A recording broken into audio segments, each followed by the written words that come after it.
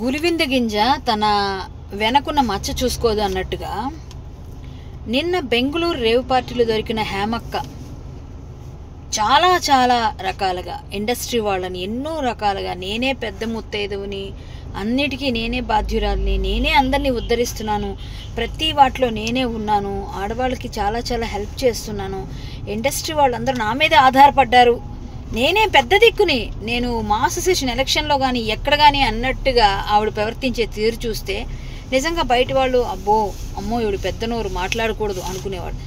ఎవరిని వదలకుండా పిచ్చి పిచ్చిగా అందరినీ ఏదో విధంగా గొడవలు చేస్తున్న ఆమె చేసినవన్నీ మనం చూసాం.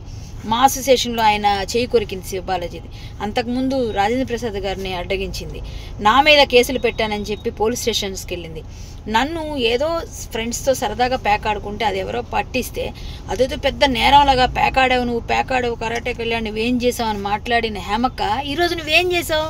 ఒక రేవ్ పార్టీలో డ్రగ్స్తో పాటు దొరికావు. నువ్వు ఈ శాంపిల్స్ వచ్చిన తర్వాత బెంగళూరు పోలీసులు నీకు ఖచ్చితంగా నీకేంటన్నది పనిష్మెంట్ ఇస్తారు. ఇక్కడైతే ఎలాగూ ఇంకా చాలా పనిష్మెంట్స్ తీసుకోవడానికి సిద్ధంగా ఉండు. ఎందుకంటే ఒక మనిషికి ఒక మాట అనే ముందు కర్మ రిటర్న్స్ అంటారు. ఎప్పుడైనా మనం చేసిందే మనకు తిరిగి వస్తుందని. కాబట్టి ఇక ముందైనా జాగ్రత్తగా నడుచుకో.